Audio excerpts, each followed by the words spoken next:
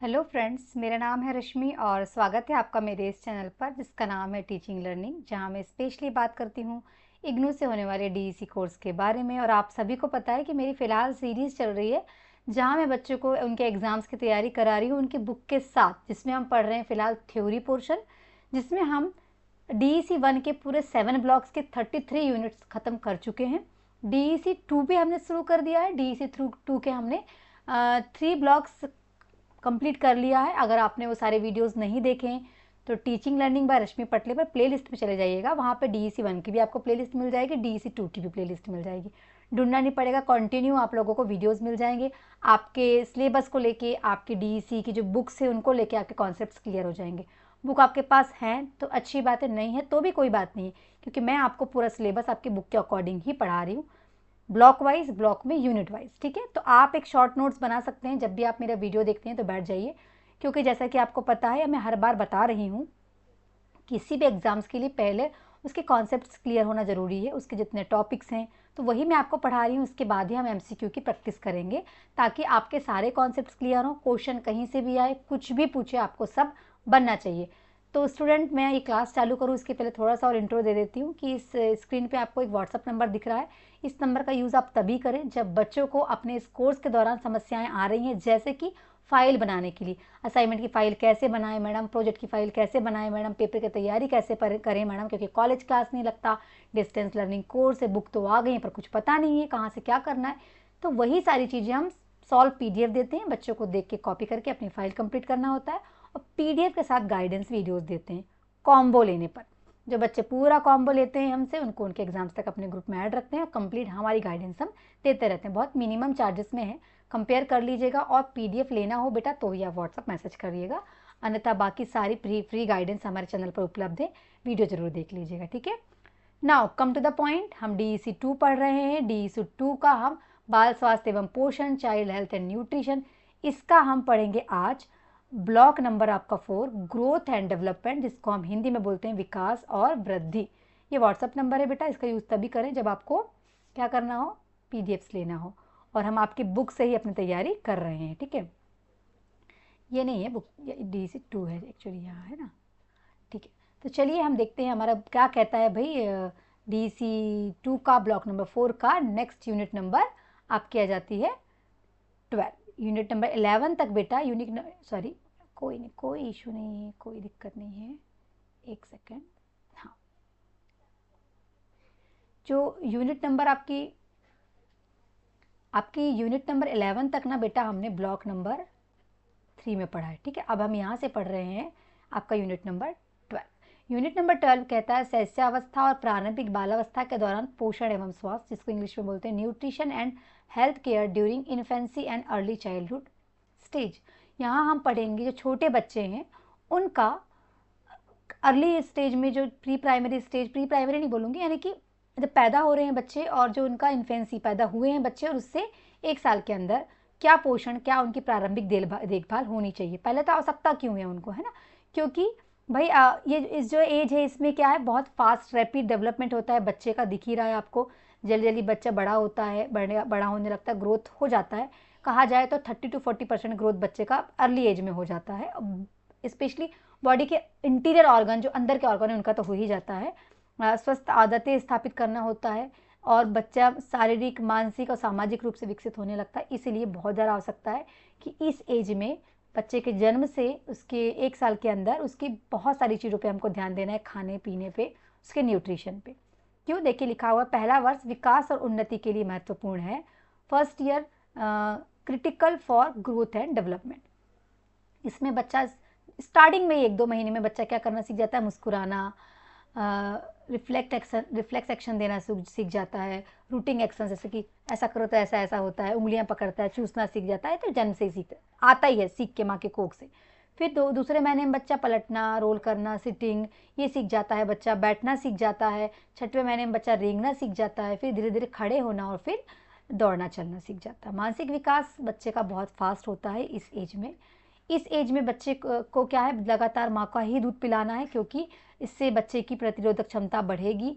बच्चे का पाचन तंत्र उतना विकसित नहीं हुआ है कि बाहर की चीज़ें वो खा सके, सिर्फ लिक्विड फूड पर ही डिपेंड है। और 6 महीने तक सिर्फ और सिर्फ यहाँ लिखा हुआ है, देखिए 6 महीने तक केवल स्तनपान ही कराना है ना, एक्सक्लूसिव फॉर 6 मंथ। 6 महीने तक सिर्फ बच्चे को माँ का दूध ही पिलाना है, क्योंकि माँ के दूध से वो सारे रिक्वायर्ड न्यूट्रिएंट्स बच्चे को मिल जाते हैं जो 6 महीने तक बच्चे को ज़रूरत होती है।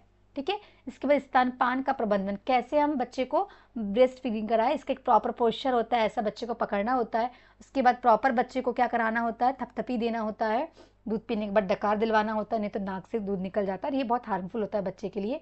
हर 1 घंटे के भीतर थोड़ी थोड़ी देर में बच्चे को दूध पिलाना होता है। ये चेक करना है कि बच्चा सही से दूध सक कर रहा है कि नहीं। अगर नहीं कर रहा है तो हमें डॉक्टर से कंसल्ट करना है और उसकी जो रिक्वायर्ड डिमांड है उसके अनुसार उसको दूध पिलाना। ओवर फीडिंग भी नहीं कराना है बच्चे को।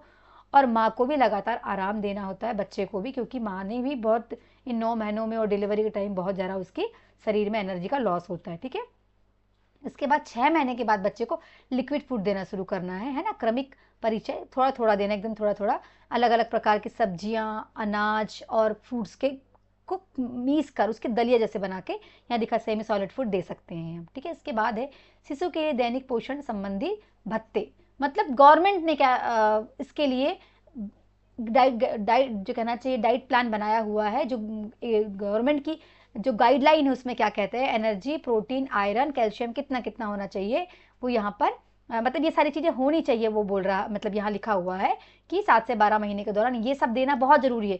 स्टार्टिंग में सिर्फ माँ का दूध ही पी रहा है, लेकिन 6 महीने के बाद से बच्चे को प्रोटीन, आयरन, कैल्शियम की मात्रा भी देना जरूरी है थोड़ा थोड़ा, क्योंकि ये सब बच्चों की ग्रोथ डेवलपमेंट में मदद करेंगे।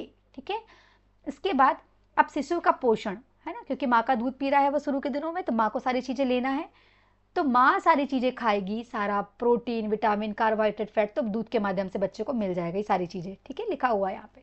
पर जैसे ही बच्चा 6 महीने से ऊपर का होगा फिर बच्चे को हमको बाकी चीज़ें भी देना है। क्यों जरूरी है सब चीज़ें देना, क्योंकि विकास के लिए आवश्यक पोषण तत्व है, ये मानसिक विकास होगा और बीमारियों से बचाएगा। तो माँ का दूध पहले देना है, कोलेस्ट्रम गाढ़ा पीला दूध, जिससे बच्चे की इम्यून सिस्टम बूस्ट होगा, वो देना जरूरी ही होता है। उसके बाद धीरे धीरे हम बाकी की चीज़ें ऐड करते हैं। 6 महीने तक सिर्फ और सिर्फ माँ का दूध, बार बार हर आधा से 1 घंटे में फीडिंग कराना होता है माँ को। 6 महीने के बाद सेमी सॉलिड फूड देना होता है, थोड़ा सा हल्का हल्का लिक्विड वाला फूड। फिर 12 से 24 महीने के दौरान बच्चे को हमें संतुलित आहार, पोषण तत्व वाले पूरा खाना, दाल, चावल, सब्जी, रोटी आप दे सकते हैं। ठीक है, अब हमको इस बात का ध्यान रखना है कि बच्चे को कभी मान लीजिए बुखार आ गया, बीमार पड़ गया, तो उस दौरान हमको स्पेशल केयर करनी है बच्चे की, क्योंकि उस दौरान बच्चे ने बहुत सारी चीज़ों का लॉस हुआ है, मानसिक रूप से, शारीरिक रूप से। तो क्या करना है, थोड़ी थोड़ी देर में उसको भोजन देना है ना, जबरदस्ती खाना नहीं खिलाना है। अगर बच्चा दूध पीता है तो ब्रेस्ट फीडिंग कराना है और पानी देना है और ORS देना है। ठीक है, हाइड्रेटेड रखना है, और दूध पीता है तो दूध देना ही देना है। ठीक है, अगर छोटा बच्चा है बहुत तो, और बड़ा है तो उसको लिक्विड चीज़ें दे सकते हो आप, नारियल पानी दे सकते हो आप, छाछ दे सकते हो, या फिर आप दे सकते हो पानी ORS वाला। ठीक है, इसके बाद आपदाएं कभी बता के नहीं आती हैं, है ना, क्योंकि लेकिन छोटा बच्चा है वो तो उसको तो नीड है ही अनाज की, खाने पीने की। तो इस कंडीशन में अगर संघर्ष, आपातकालीन व्यवस्थाएं, बाढ़ आ गई, अकाल आ गया, तब भी गवर्नमेंट को, घर के लोगों को बच्चों के लिए, जिसकी माँ है दूध पिला रही है तो कोई दिक्कत ही नहीं, वो तो इजीली अवेलेबल है ही माँ का, लेकिन माँ को पोषण मिलना चाहिए। सुरक्षित पका हुआ भोजन हमेशा बच्चों को देना चाहिए। खाद्य सुरक्षा का समर्थन आए, सॉरी 1 सेकेंड, बस थोड़ा सा हमारा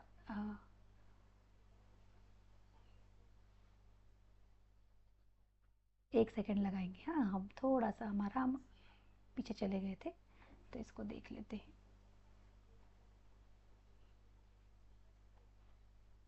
ठीक है, तो यहाँ देखेंगे हम कि आपदाएं कभी भी आ सकती हैं, कैसे भी आ सकती हैं, है ना। ये देखिए, तो इस सिचुएशन में माँ, बच्चे के लिए हमें खाने पीने की व्यवस्था रखनी है हमेशा, और माँ क्योंकि दूध पिला रही है तो माँ के पोषण की आवश्यकता हमेशा होगी, तो उसका ध्यान देना है हमको। और ये सुरक्षा, खाद्य सुरक्षा समिति जो होती है हमारे सरकार की, कहना चाहिए उनकी भी जिम्मेदारी है कि आपदा के दौरान या किसी भी बाढ़, भूकंप के दौरान हम बेसिक नीड जैसे खाना पानी की व्यवस्थाएं कराएं, स्पेशली बच्चों के लिए और महिलाओं के लिए और बूढ़ों के लिए। तो हम यहाँ स्पेशली बच्चों के और महिलाओं के बारे में पढ़ रहे हैं, तो उनकी व्यवस्थाएं करनी है। इसके बाद है इमोशनल फिजियोलॉजिकल एस्पेक्ट्स, भावनात्मक और मनोवैज्ञानिक पहलू, क्योंकि बच्चे का पूरा भरण पोषण स्टार्टिंग से के कुछ महीनों में, कुछ सालों में सिर्फ माँ करती है, तो माँ से अलग ही अटैचमेंट होता है बच्चे को, है ना। प्रतिक्रियात्मक भोजन जिसको बोलते हैं हम, रिस्पॉन्सिव फीडिंग, माँ दूध पिलाती है, फिर मुस्कुराती है, फिर बात करती है, अलग ही जुड़ाव और विश्वास होता है बच्चे को ये पता है भाई शुरू के कुछ दिनों में ये एक है व्यक्ति, ये मेरी माँ है। उसको ये तो नहीं पता माँ है, अब जब बोलना सीखता है तब पता चलता है कि ये माँ है, पर भावना समझता है ये कोई है जो मेरा सब कुछ करती है, तो ये उससे उसका अलग ही लगाव होता है जो उसकी माँ होती है। उसका पेट भरता है, तो ध्यान देना है कि बच्चे का पेट भरने का क्या संकेत है, भूख लगने का क्या संकेत है, सकारात्मक वातावरण का क्या संकेत दे रहा है, उसको कुछ बुरा लग रहा है तो वो क्या संकेत दे रहा है, इसको केयर टेकर को या माँ को स्पेशली ऑब्जर्व करना होता है। ठीक है। बच्चे को खाना खिलाने में केंद्र और कार्यकर्ता की भूमिका, क्योंकि देखिए आंगनवाड़ी केंद्रों में या प्री प्राइमरी स्कूल्स में बच्चों को खाने की चीज़ें भी दी जाती है, तो एक प्रॉपर चार्ट होता है, मेन्यू होता है और डाइटरी अलाउंसेस होते हैं, उसके अकॉर्डिंग ही बच्चों को खाना दिया जाता है, साफ़ सफाई का ध्यान दिया जाता है, माता पिता की शिक्षा का ध्यान दिया जाता है कि वहाँ, क्योंकि देखिए टाइम टाइम पे ना आंगनवाड़ी और बाल वाटिकाज में पेरेंट्स को भी बुलाया जाता है, पालकों को भी, ताकि उनको भी शिक्षित किया जाए कि बच्चों को खाना देना है तो कैसा देना है, अगर माँ दूध पिलाने वाली है तो किन बातों का ध्यान रखना है, अगर माँ प्रेग्नेंट है तो किन बातों का ध्यान रखना है। इसके लिए आंगनबाड़ी में प्रशिक्षण होता है पेरेंट्स का भी, स्पेशली माँ की ही बात करूंगी मैं। और वातावरण कैसे साफ रखना है, अपना कैसे ध्यान रखना है, ये वहाँ पे कार्य करती हुई कार्यकर्ताएं, स्वास्थ्य विभाग के लोग वो सब जानकारियाँ देते हैं। ठीक है। इसके बाद है हमारा यूनिट नंबर 13, ये कहती है कि हमें डेवलपमेंट देखना है, ग्रोथ एवं डेवलपमेंट है ना, न्यूट्रिशन की नीड के अनुसार 1 से 3 साल के बच्चों के लिए। तो 1 से 3 साल के बच्चों में क्यों है कि रैपिड ग्रोथ हो रहा है, शारीरिक गतिविधि में वृद्धि हो रही है और मानसिक विकास भी तेज हो रहा है, क्योंकि खेल रहा कूद रहा है बच्चा। तो इस दौरान बच्चे की हड्डियां मजबूत हो रही हैं, हड्डियों का विकास हो रहा है, ऊर्जा की डिमांड बढ़ रही है, उनके नए जो है टेस्ट बर्ड्स होते हैं ना, मतलब स्वाद की जो क्षमता होती है हमारे जीभ की वो बढ़ने लगती है, तो उनको अलग अलग प्रकार की चीज़ें खाने की ज़रूरत होती है, नीड ऑफ न्यूट्रिएंट्स है ना ज़रूरत पड़ती है, क्योंकि अब शरीर बहुत तेज़ी से ग्रोथ कर रहा है। तो क्या अलाउंसेस हैं, कितनी नीड होती है, यहाँ एक चार्ट बना हुआ है कि ऊर्जा की ज़रूरत होती है मोर देन 1600, प्रोटीन की ज़रूरत होती है 10 से 12, और ये शायद mg में है तो मैं यहाँ लिख देती हूँ, मिलीग्राम में है। ठीक। और जो है कैल्शियम है वो 120 से 300, आयरन है 50 से 100, और विटामिन ए की ज़रूरत होती है 3000। ठीक है, लिखा हुआ है। जिंक की 30 मिलीग्राम से 100 मिलीग्राम, और विटामिन डी की भी 30 से 100 मिलीग्राम। ये अलाउंसेस है, ये मतलब मैंडेटरी है कि बच्चों में होना ही चाहिए, 1 से 3 साल नीडेड है, इतनी मात्रा वाला अनाज खाने पीने की चीज़ देनी ही चाहिए। ठीक है। ऊर्जा देने वाले भोजन कौन कौन से हैं, ग्रेन्स, आलू, केला, घी। ठीक है। इसमें क्यों देना है बच्चे को, क्योंकि इस एज में बच्चा बहुत तेज खेल कूद रहा है, उसको फ्यूल की ज़रूरत है, उसका ब्रेन विकास कर रहा है, ब्रेन डेवलपमेंट हो रहा है, तो इसीलिए ज़रूरत है। और बॉडी में कार्बोहाइड्रेट फेट चाहिए, क्योंकि बॉडी का ग्रोथ हो रहा है। ठीक है। शरीर को बनाने के लिए किन किन भोजन की जरूरत होती है, यानी बॉडी बिल्डिंग के लिए। ठीक है। तो इसके लिए दूध, पनीर, दाल, अंडे, मछली, नट्स। ठीक है। क्योंकि अब विकास हो रहा है शरीर का, मांसपेशियां बन रही हैं, हड्डियों का डेवलपमेंट हो रहा है, और प्रोटीन की जरूरत है, क्योंकि प्रोटीन बॉडी के अलग अलग अंगों को विकसित करेगा, ब्रेन का डेवलपमेंट करेगा, हार्मोन्स का सिक्रेशन करेगा, इसीलिए। ठीक है। फिर रोग प्रतिरोधक क्षमता, इम्यून सिस्टम को स्ट्रॉन्ग करने के लिए कौन कौन सी चीज़ें हमें स्पेशली खानी चाहिए, हरी साग सब्जियां, जैसे इसमें से पालक लिखा है, गाजर, खट्टे सब्जियां या खट्टे जो फल होते हैं वो, फिर आपका बेरीज लिखा हुआ है, कद्दू और मिल्क। क्यों, क्योंकि ये भी हमारे इम्यून सिस्टम को स्ट्रॉन्ग करता है ना, लिखा हुआ है इम्यून सिस्टम के बारे में। फिर हमारे जो बीमारी है उससे लड़ने की शक्ति को बढ़ाता है, इम्यून सिस्टम को स्ट्रॉन्ग करता है, इम्यूनिटी बूस्ट करता है। और विटामिन और मिनरल्स का मेन सोर्सेस होते हैं सारे वेजिटेबल्स, फ्रूट्स। ठीक है। और मिल्क। इसके बाद है आपका यूनिट नंबर 13, ये कहता है कि आपका न्यूट्रिशन ड्यूरिंग अर्ली चाइल्डहुड, प्रारंभिक बालावस्था में के दौरान पोषण क्या होना चाहिए, कैसा होना चाहिए पोषण, क्योंकि भाई इस एज में बच्चा में बहुत एक्टिव है, बच्चा डेवलपमेंट बहुत तेजी से हो रहा है, आप हाथ पैरों का उपयोग कर रहा है, ब्रेन का यूज़ कर रहा है बच्चा, हड्डियाँ मजबूत हो रही है, तो उसको साग सब्जियाँ पूरी देना है, उसको साबुत अनाज देना है, डेयरी प्रोडक्ट देना है, पूरा साबुत अनाज देना है, फल देना है, विटामिन वाले वैरायटी विविधता वाले अनाज देना है, प्रोटीन। ठीक है। और अलग अलग रंग वाले सब्जी साग देना है, ज़रा शक्कर नमक नहीं देना है, और देखिए लिखा है शक्कर नमक कम देना है, बाकी सारी चीज़ें आपको देना है, तेल ज़्यादा ऑयली चीज़ें भी नहीं देना है, घी आप दे सकते हो। ठीक है। इसके बाद है अगर हम जो वो चला रहे हैं प्री प्राइमरी केंद्र, जिसमें आंगनबाड़ी का बाल वाटिका आ सकती हैं, और प्री प्राइमरी स्कूल जहाँ बच्चे आते हैं और भोजन भी वहीं करते हैं, तो एक मेन्यू चार्ट होता है। अगर 5 डेज स्कूल लग रहा है ना, 5 डे का चार्ट होता है कि मंडे हम क्या देंगे, ट्यूसडे क्या देंगे, वेडनेसडे क्या देंगे, थर्सडे, फ्राइडे, सैटरडे, तो हम ब्रेकफास्ट में क्या देंगे और लंच में क्या देंगे, ये क्योंकि 2 ही टाइम रहते हैं ना बच्चे, तो ये पूरा मेन्यू होना चाहिए, साफ़ सफाई का ध्यान रखना चाहिए, जो फूड ग्रेड हम यूज़ कर रहे हैं वो हाई क्वालिटी की यूज़ करना चाहिए, प्रॉपर किचन होना चाहिए, अल्पाहार भोजन दोपहर का और जो भी स्वल्पाहार हम दे रहे हैं वो हाई क्वालिटी, जैसे फल, अंकुरित अनाज, चावल, दाल, सब्जी, रोटी, दूध दूध और केकर्स लिखा हुआ है, बिस्किट्स वगैरह बोलते हैं, नट्स, ये सारी चीज़ें बच्चों के मील में, ठीक है, इंक्लूड होना चाहिए, चाहे ब्रेकफास्ट हो, चाहे स्नैक्स हो, चाहे वो लंच हो, ठीक है स्टूडेंट। तो ये चीज़ों का हमें ध्यान देखना है अगर हम प्री प्राइमरी केंद्र चला रहे हैं, बाल वाटिका, आंगनबाड़ी या कोई भी केंद्र, ठीक है।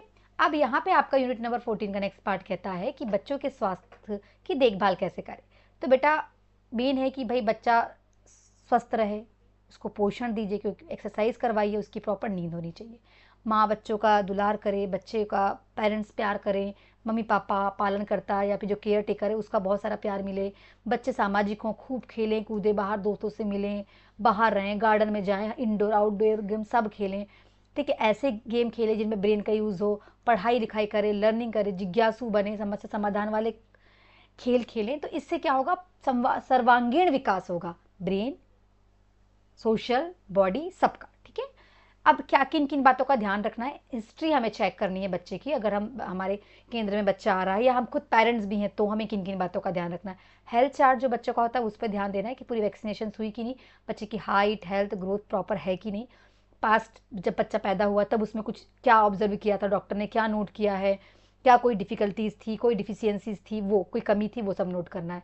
जब माँ प्रेग्नेंट थी तो क्या माँ को कोई दिक्कत थी, अगर माँ को कोई दिक्कत थी तो क्या बच्चे में वो चीज़ ट्रांसफर हुई है, वो सब चीज़ें हमें यहाँ पे नोट करना है, चेक करना है, ठीक है। बच्चे ने जन्म लिया उसके बाद उसमें कोई समस्या थी क्या, अगर थी तो क्या समस्याएं थी, उसके लिए क्या वैक्सीनेशन दी गई, अगर दी गई तो किन किन बातों का प्रिकॉशंस लेना है, ये सारी बातों का ध्यान रखना है, ठीक है। बच्चे में आपने क्या डिफिकल्टीज ऑब्जर्व करी इतने दिनों में, वो सब चीज़ें। परिवार का इतिहास, ये देखना है कि परिवार में किसी को कोई पहले बीमारी तो नहीं थी, माता पिता को या बच्चे के दादा दादी को, क्योंकि ये कुछ बीमारियां जेनेटिकली भी एक जनरेशन से दूसरी जनरेशन में ट्रांसफर होती हैं, तो वो ना हो, उनका भी चेक करना है, ठीक है। ये हिस्ट्री ली जाती है डॉक्टर्स के द्वारा भी, और जो हमारे जो केयर टेकर होते हैं या जो भी हम स्कूल्स में बच्चों को पढ़ाते हैं प्री प्राइमरी केंद्र में, वहाँ ये हिस्ट्री ली जाती है, इतिहास लिया जाता है बच्चे का। फिर है वर्तमान स्थिति, अब तुरंत देखना है बच्चे को जिस टाइम राइट नाउ है वो, कि वो कैसा है, उसकी कोई उसको प्रॉब्लम तो नहीं है, वो खाना ठीक से खा रहा है कि नहीं, उसकी नींद का पैटर्न कैसा है, उसके आहार में क्या चीज़ों की कमी है, कुछ कमी तो नहीं, उसको पूरा करना है, और उसको कोई बीमारी तो नहीं है, अगर है तो फिर उसका इलाज कराना है, उसका स्पेशल ध्यान देना है, ठीक है। तो ये सारी चीज़ें हैं। इसके बाद है बच्चे और स्वास्थ्य की देखभाल में और क्या चीज़ें हैं भाई, इसमें पोषण संबंधित इतिहास, ये देखना है कि बच्चा पूरा पोषण आहार ले रहा है कि नहीं, शुरुआत कर दी है कि 6 महीने से कर दी हैं तो क्या क्या खिला रहे हैं, भोजन की आवृत्ति, हर थोड़ी थोड़ी देर में बच्चे को खाना देना, अलग अलग प्रकार की चीज़ें देना है, 6 महीने का तो दूध देना है, 6 महीने का ऊपर का है तो अलग अलग लिक्विड फूड देना है, और 1 साल से ऊपर का है तो दाल चावल सब्जी रोटी अनाज फल फूल नट्स सब देना है, ठीक है, अलग अलग भोजन के प्रकार, सप्लीमेंट भी देना है, जैसे कि कैल्शियम मैग्नीशियम के सप्लीमेंट्स आते हैं, आयरन के, अगर बच्चे को कोई डिफिशियंसी या कमी है तो, ठीक है। अगर माँ है तो माँ प्रॉपर दूध पिलाए बच्चे को, माँ को कोई दिक्कत दूध पिलाने में या मिल्क का सिक्रेशन नहीं हो रहा, फॉर्मूला दे रहे हैं तो उसको भी प्रॉपर मॉनिटरिंग करना है, बॉटल वॉश करना है, प्रॉपर दूध तुरंत बना के देना है, अगर माँ दूध पिला रही है तो माँ को अपनी साफ सफाई का ध्यान देना है, ठीक है। तो यहाँ लिखा हुआ है केवल स्तनपान कराना है 6 महीने से पहले, 6 महीने का हुआ है तो थोड़ा थोड़ा आहार देना है, और 6 महीने से और ऊपर का हो गया है तो दूध भी देना है माँ का, और सॉलिड फूड लिक्विड फूड, थोड़ा मतलब लिक्विड फूड और सॉलिड फूड ऐड करना है धीरे धीरे, और जैसे ही बड़ा बच्चा 1 साल से ऊपर का हो रहा है सभी प्रकार की चीज़ें देना है ना। और मिल्क फीडिंग आपने अगर बंद कर दी है तो बच्चे का ग्रोथ चेक करना, हाइट हेल्थ, उसकी बनावट शरीर की, उसका सर का बनावट, हाथ का बनावट, पंजे का, ये सब चीज़ें चेक की जाती है केंद्रों में, ठीक है। उसकी ऊंचाई वजन सब कुछ, वृद्धि रेट देखिए सब लिखा हुआ है, सब चीज़ चेक की जाती है। फिर उसकी इम्यूनाइजेशन शेड्यूल्स, मतलब कि वैक्सीनेशन उसको प्रॉपर हुए हैं कि नहीं, उसका क्या डेट है, उसने सही वैक्सीन लिया है कि नहीं, कोई वैक्सीन छूट तो नहीं गई, अगर छूट गई तो उसको लगवाना है, क्योंकि मेन बीमारियां जो हैं जैसे पोलियो, हेपेटाइटिस, बीसीजी, ये सब की बीमारियों से रोकने के लिए ही जो है, और पोलियो, मलेरिया, इन सबको रोकने के लिए ही सारे वैक्सीनेशंस गवर्नमेंट के द्वारा भी दिए जाते हैं और प्राइवेट सेक्टर्स में भी दिए जाते हैं, private institutes, even medical institute जिनका मैं कहूँगी हॉस्पिटल्स में, स्वास्थ्य केंद्रों में दिया जाता है। तो ये था आपका ब्लॉक नंबर 4 DEC 2 का, जहाँ हमने बाल स्वास्थ्य एवं पोषण के बारे में पढ़े हैं, और उम्मीद है कि पूरा समझ में आया होगा, आपने शॉर्ट नोट्स बनाए होंगे, और सिर्फ 4 ही ब्लॉक बचे हुए हैं जिसमें हम DEC 2 पूरा कंप्लीट कर लेंगे। छोटे छोटे यूनिट्स हैं, इट मीन्स छोटे छोटे यूनिट्स से मिलकर एक एक ब्लॉक बने हैं, तो उनको ध्यान से देखिए, समझिए, पढ़िए, ताकि पूरे आपके कॉन्सेप्ट्स क्लियर हो, थ्योरी पूरी बनने लगे, ताकि आपके MCQ अच्छे से सॉल्व हो, कोई भी क्वेश्चन आएगा ना बेटा, अगर थ्योरी बनेगी तो सारे आंसर्स बनेंगे, या याद होगा अच्छा मैडम ने इस क्वेश्चन के बारे में, इस टॉपिक के बारे में ये बताया था, इसका उत्तर ये होगा। आंसर्स कैसे रिप्रेजेंट करते हैं, इट मीन्स आंसर को कैसा फेस करते हैं, वहाँ क्या स्ट्रेटजी होना चाहिए, जब मैं एमसीक्यू कराऊंगी तब भी आपको ये बात बताऊंगी, ठीक है। जुड़े रहिएगा, पूरा वीडियो देखिएगा। नहीं देखे हैं प्रीवियस वीडियोस तो प्लेलिस्ट में जाइए, पूरे वीडियोस देखिए। DEC 1 के 7 ब्लॉक की 7 यूनिट 7 वीडियो आए हैं, DEC 2 के 8 वीडियो आएंगे, अभी ये चौथा वीडियो है, आगे की वीडियो आएंगे, ऐसे DEC 3 के आएंगे और MCQ के भी आएंगे। तो जुड़े रहिएगा, लाइक शेयर सब्सक्राइब मत करिएगा, दिए हुए व्हाट्सअप नंबर का यूज़ तब करिएगा जब आपको PDF लेना हो अपनी फाइल्स बनाने के लिए। Thank you so much. जुड़े रहिएगा मेरे साथ, ताकि आप और हम मिलकर बदलते हुए हमारे देश के शिक्षा जगत में अपना योगदान देके अपने देश का विकास कर सके। Thank you so much.